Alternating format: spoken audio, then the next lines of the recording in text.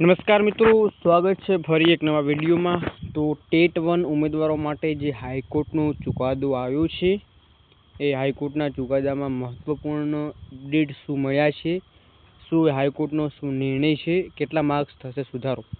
મિત્રો, આજે આ સંપૂર્ણ માહિતી છે એ આજના વિડીયોમાં આપણે આપવાના છીએ। વિડીયો અંત સુધી નિહાળશો મિત્રો। ખાસ ચેનલ પર નવા છો, ચેનલને હજી સુધી તમે સબસ્ક્રાઈબ નથી કરી તો કરી નાખજો। બેલ આઇકન પ્રેસ સાથે મિત્રો ટેલિગ્રામ વોટ્સઅપ ગ્રુપ જોઈન નથી કર્યું તો ખાસ મિત્રો જોઈન કરવાનું ભૂલશો નહીં। તો આજની અપડેટ શું છે એની ઉપર થોડી વિગતવાર ચર્ચા કરી લઈએ। હવે મિત્રો, જે અપડેટ આપણને વારંવાર મળતા હોય છે એ અપડેટ છે, ખાસ જે મુદ્દો છે મેન એ છે મિત્રો ટેટ 1 ઉમેદવારો માટેની અપડેટ। કેમ કે ઘણા ઉમેદવારો છે એ રાહ જોઈને બેઠેલા હતા કે અપડેટ શું મળશે। હવે તમને થોડી માહિતી આપું। ટેટ 1-2 ઉમેદવારો માટે ગુડ ન્યૂઝ આવ્યા હતા, જેમાં જે ઉમેદવારો છે જ્ઞાન સહાયક તરીકે ફરજ બજાવવા માટે જે લોકો એલિજિબલ હોવા જોઈએ એના માટે થઈ અને સરકારે એક મોટો નિર્ણય લીધો છે, જેમાં વયમર્યાદામાં પણ મોટો ફેરફાર કરવામાં આવ્યો છે। બીજા ઘણા એવા જે પ્રશ્નો છે એ જે પડતર પ્રશ્નો હતા એનું નિરાકરણ છે ઓલરેડી સરકારે કર્યું છે। એનો પણ ઓલરેડી આપણે એક વિડીયો છે એ માહિતી સભર 8 મિનિટનો બનાવેલું છે। ઘણા ઉમેદવારો એ માહિતી નિહાળી ચૂક્યા છો।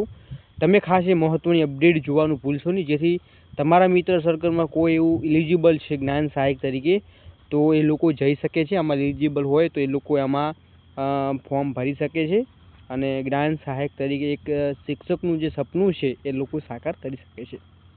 હા મિત્રો, એના ઉપર પણ પ્રોપર માહિતી મૂકેલી હતી। હવે આપણે થોડી ચર્ચા કરી લઈએ એના ઉપર થોડી। તો અહીંયા તમને થોડું માહિતી તમને ઉપરસરની માહિતી આપી દઈએ, પછી આપણે થોડી ચર્ચા કોર્ટ મેટરની કરી દઈએ। કેમ કે હવે મિત્રો આપણને ખબર છે કે DLED છે એ ઘણા ઉમેદવારોનું પૂરું પણ થઈ ચૂક્યું છે જે છેલ્લા વર્ષમાં હતા, અને ઘણા ઉમેદવારોનું પરિણામ પણ આવી ગયા છે અને ઘણાના અટવાઈ પણ ગયા હશે। પ્રાથમિક શાળામાં જ્ઞાન સહાયકની નિમણૂકીના નિયમોમાં ધરખમ ફેરફાર કરવામાં આવ્યું છે। 40ના બદલે હવે 48 વર્ષ ઉમેદવારો છે એ જ્ઞાન સહાયક બનશે, એટલે કે 48 વર્ષ સુધીની વય મર્યાદા સુધી તમે આમાં એલિજિબલ રહેશો। આવો રાજ્ય સરકાર એટલે કે શિક્ષણ વિભાગ દ્વારા એ મહત્વપૂર્ણ નિર્ણય છે લેવામાં આવ્યો છે।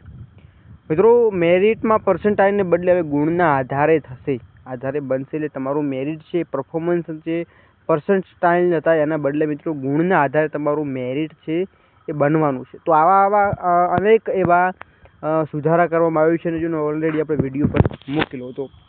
હવે વાત કરીએ મિત્રો થોડી પીટીસીની વાત કરીએ તો કે પીટીસીની એડમિશન બાબતે મહત્વપૂર્ણ અપડેટ છે। પીટીસીની કોલેજોની મંજૂરી પ્રક્રિયા બાકી હોવાથી એડમિશન પ્રક્રિયામાં વિલંબ થયો છે। અગાઉ જણાવ્યા મુજબ પ્રક્રિયા દ્વારા એડમિશન શરૂ થશે। વર્તમાન પત્રમાં જાહેરાત પ્રસિદ્ધ થયા બાદ સંપૂર્ણ માહિતી ઉપલબ્ધ થશે, એટલે કે થોડી રાહ જોજો, અને ઓલરેડી ચાલુ પણ થઈ ગયા છે અપડેટ।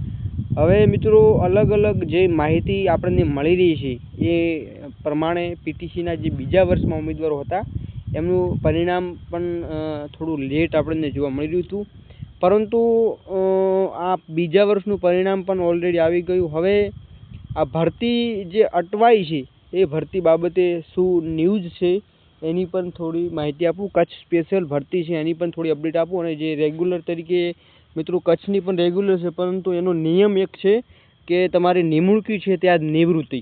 આવો સરકારે એક પરિપત્ર જાહેર કર્યો હતો કે જ્યાં તમારી નિમણૂકી થાય છે, જે તમને એક નિમણૂક પત્ર મળે છે ત્યાં જ તમારી નિવૃત્તિ થશે। એટલે સ્પેશિયલ જે કચ્છ ભરતી છે એ સ્પેશિયલ કચ્છ ભરતી છે મિત્રો, આ નામ ઉપર જોવા મળી રહી છે। હવે સ્પેશિયલ કચ્છ ભરતી અટવાઈ છે એ કારણ શું છે એની ઉપર થોડી વાત કરીએ મિત્રો। તો તમને જે અપડેટ આપણને વારંવાર મળતા હોય છે જે કચ્છ સ્પેશિયલ ભરતી અંગેના, તો આજના આ સેશનમાં આપણે હાલ ફિલહાલ જે એક નિર્ણય જે આવ્યો છે એની પણ પ્રોપર માહિતી આપવાનું છે, અને કચ્છ સ્પેશિયલ ભરતીની જે પ્રોસેસ અટકાઈ છે એની પણ તમને અપડેટ આપવાનું છું। હવે મિત્રો વાત કરીએ તો કચ્છની જે ભરતી સ્પેશિયલ આપણને ખબર છે કે જેની હાલ ફિલહાલ સ્થગિત કરવામાં આવી છે, જેની પ્રોસેસ પણ કરવામાં આવી હતી। હવે વાત કરીએ મિત્રો જે રેગ્યુલર જે બીજા મહિનાથી ઉમેદવારો રાહ જોઈને બેઠેલા હતા, જે લોકોએ એક્ઝામ આપી હતી, રિવિઝન આન્સર કી માટે થઈને પ્રયત્નો પણ કરી રહ્યા હતા, રિવિઝન આન્સર કી ન આવી, પછી અલગ અલગ આપણને ફાઇનલ આન્સર કી પછી આપણે કોર્ટ મેટર જોવા મળ્યું. કોર્ટ મેટરમાં ઘણા ઉમેદવારો એલિજિબલ હતા, એ લોકો ગયા, ત્યાં પિટિશન થઈ, પિટિશનની 10 જેવી સુનાવણી થઈ. અલગ અલગ સુનાવણીમાં આપણને જવાબો આપ્યા, પરંતુ છતાં પણ અહીંયા ઉમેદવારોનું જે બેનિફિટ મળવો જોઈએ એવો બેનિફિટ મળ્યો નહોતો, જેના કારણે થઈ ઉમેદવારો છે એ એમની માગણી અને લાગણી ધ્યાનમાં લઈ ફરીવાર પણ પિટિશનો કરી ચૂક્યા છે.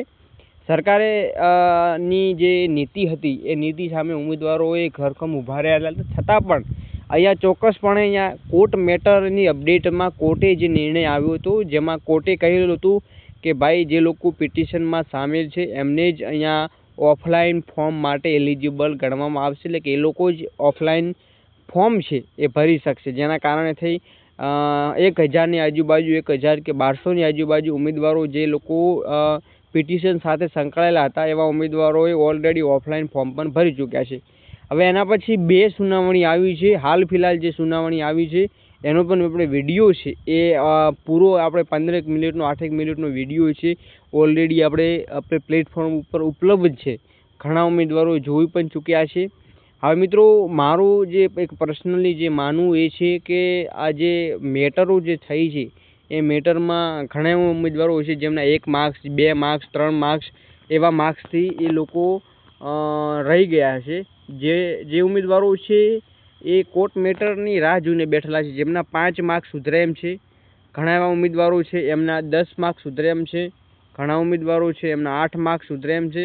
તો આવા જે 5 માર્ક્સ 2 માર્ક્સ 3 માર્ક્સ સુધી જે અટવાયેલા છે એવા ઉમેદવારો અહીંયા રાહ જોઈને બેઠેલા છે કે આપણા ફેવરમાં કંઈક સારો એવો નિર્ણય આવે અને બેનિફિટ આપણને જોવા મળે.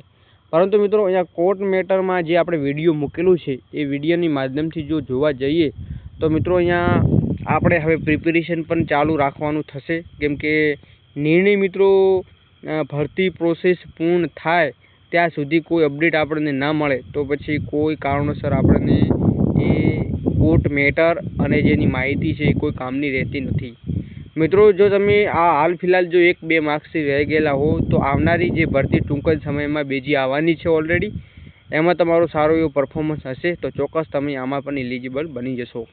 તો હાલ ફિલહાલ કોર્ટ મેટરની અપડેટ મિત્રો જે આવી છે એ પ્રમાણે ધ્યાનમાં રાખીએ તો આપણે પ્રિપેરેશન પણ કરતા રહેવાનું છે.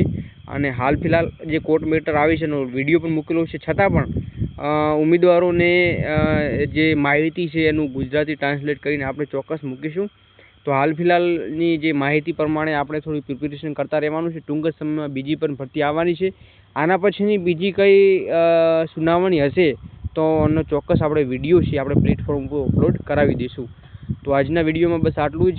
એનો ખાસ મિત્રો જે ટેટ 1 ઉમેદવારો માટેની જે હાયરિંગ હતી એ હાયરિંગનો વિડીયો મૂકેલું છે, ખાસ અચૂક જોશો એટલે તમને સંપૂર્ણ માહિતી મળી જશે. તો માર્ક્સ સુધરશે એ કે નહીં સુધરે એના પર એક મોટો પ્રશ્ન રહેશે. બાકી આજના વિડીયોમાં બસ આટલું જ. ફરીવાર મળીશું નવા વિડીયો સાથે. જય હિન્દ, જય ભારત.